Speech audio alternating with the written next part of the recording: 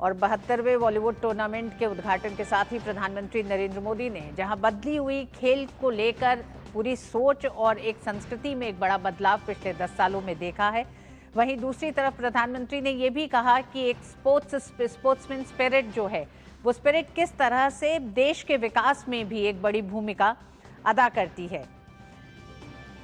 जीत अकेले किसी एक की नहीं होती है, टीम की होती है। टीम इंडिया की भावना के साथ ही देश के विकास को आगे बढ़ा सकते हैं। वॉलीबॉल हमें टीम स्पिरिट से जोड़ती है। प्रधानमंत्री ने वॉलीबॉल टूर्नामेंट के उद्घाटन के वक्त कहा, उन्होंने कहा हर वर्ग भारत प्रथम की भावना से ही काम करने की जरूरत है। विकसित भारत के उस संकल्प को पूरा करने के लिए भी 2014 के बाद से खेलों में भारत का प्रदर्शन लगातार बेहतर हुआ है। खेल के प्रति लोगों के सोच में एक बड़ी तब्दीली हुई है। उस संस्कृति को एक तरह से बदला गया है।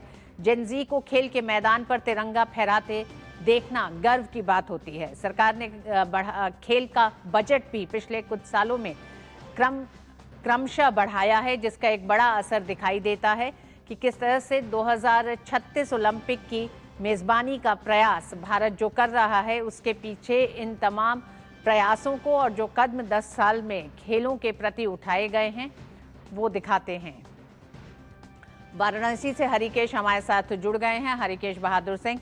हरिकेश, मौका तो वॉलीबॉल टूर्नामेंट का है इसके उद्घाटन के साथ, लेकिन प्रधानमंत्री ने जिस तरह से खेल की स्पिरिट के साथ देश के विकास को जोड़ा है और खासकर जेन ज़ी के लिए कुछ बड़े संदेश दिए अपने संबोधन में।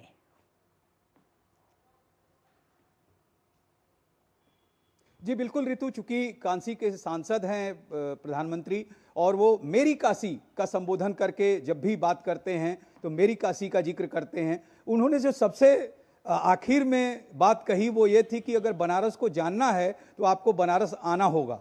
और इसके साथ ही कहा कि चूंकि हर प्रदेश के खिलाड़ी यहाँ पर आए हुए हैं और वो काशी में हैं, तो बनारस को जानना है, आप बनारस में हैं तो बनारस को जानिए। लेकिन उसके साथ ही उन्होंने एक बात कही कि जब सारे प्रदेश जुटते हैं एक किसी बड़े कार्य के लिए तो वो एक भारत श्रेष्ठ भारत की जो सोच है उसको परिणत में लाने के लिए करते हैं। क्योंकि काशी में ही संकल्प से सिद्धि का नारा जो यहीं से प्रधानमंत्री ने दिया था जब स्वच्छता की शुरुआत की थी, उसका भी जिक्र किया प्रधानमंत्री ने। और जो जेन ज़ी की बात आप कर रही हैं, जो जितने भी खिलाड़ी हैं, युवा हैं, उनसे उन्होंने कहा, आह्वान किया कि आप खेल के माध्यम से वह मैसेज दें एक भारत श्रेष्ठ भारत का, और काशी को जानिए। आप काशी में आए हैं तो काशी को जानिए।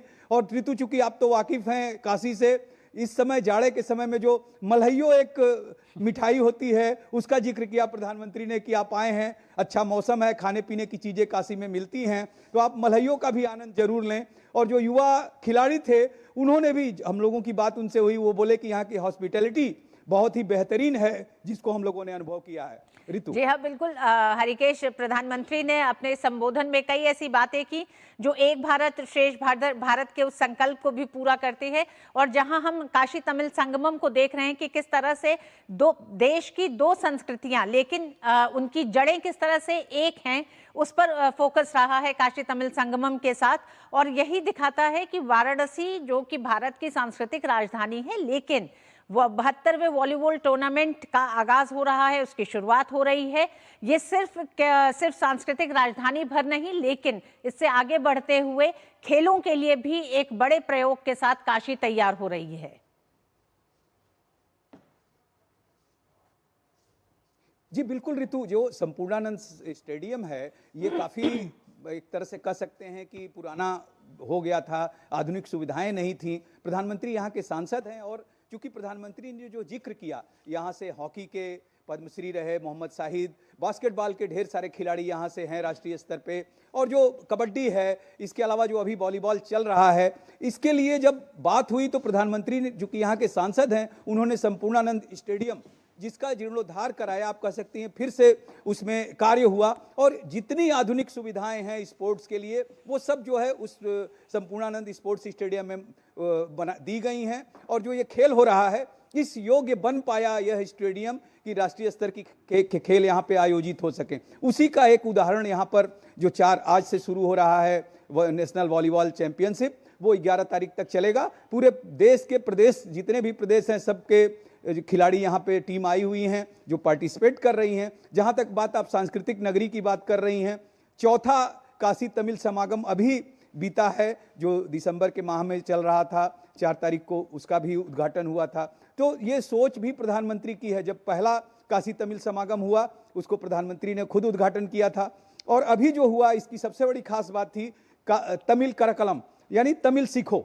और इसमें एक और चीज ऐड हुई जो अगस्त्य ऋषि के नाम से एक कार रैली आई यहाँ पर, और यहाँ के 300 छात्र तमिलनाडु गए और उन्होंने जाके वहाँ पर तमिलनाडु की जो संस्कृति है, सभ्यता है, जो भाषा है, उसको भी सीखने का कार्य किया। तो जो आप कह रही हैं एक भारत श्रेष्ठ भारत, वो यहाँ पर होता दिखाई दे रहा है। और इसके साथ ही काशी हिंदू विश्वविद्यालय का जिक्र किया प्रधानमंत्री ने, यूपी कॉलेज का जिक्र किया, महात्मा गांधी काशी विद्यापीठ का जिक्र किया। जो ये शिक्षण संस्थान हैं, ये भी चूंकि शिक्षा की भी नगरी रही है, संस्कृति की नगरी रही है, धार्मिक नगरी है काशी, तो ऐसे जो नगर है, ऐसा जो क्षेत्र है जिसका प्रतिनिधित्व खुद प्रधानमंत्री करते हैं, उन्होंने जो आए हुए दूसरे प्रदेशों के खिलाड़ी हैं उनका भी स्वागत किया, अभिनंदन किया अपने भाषण में, और यह कहा कि हमें उम्मीद है कि आप लोग अपना बेहतर करके यहाँ पर दिखाएंगे और काशी से कुछ लेकर जाएंगे। बिल्कुल, वॉलीबॉल टूर्नामेंट देश भर से आए खिलाड़ियों के लिए बड़ा मौका होगा, जहां वो काशी और बनारस के खान पान, संस्कृति, पूजा पाठ सबको बहुत नजदीक से समझेंगे